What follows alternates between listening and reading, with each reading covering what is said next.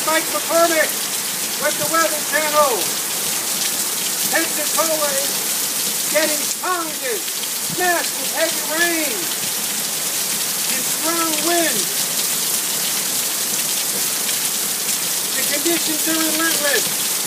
The local news people want everyone to know, my glasses are fogging up, that schools for tomorrow have been canceled. The special committee of the ELC has declared that all people, if they don't have to be outside, then they're to remain inside and allow the first responders to do what they need to do. Now Heather, if you take a Hold on. Take a look behind me, you can see where the water is. Under normal conditions, our water wouldn't be nearly up as close to this fence as it is. We're estimating surges of 6 to 12 feet this evening and slowly declining later tomorrow. Shelters are continuing to be open throughout the night. Anyone that has an emergency. Woo! That was a squall. It's starting to settle down now a little bit here. No, whoa! The rain is pounding me and pelting me.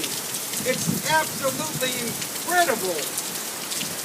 Jim Cantori was here a short while ago, and he had to leave. It was so fierce. He said, Mike, you take it over. You can handle this. I'm heading in. I'm trying to get through. Heather, I'm trying to get through with some of the news. I can't hardly see my paper here. Woo! Wow, that was crazy.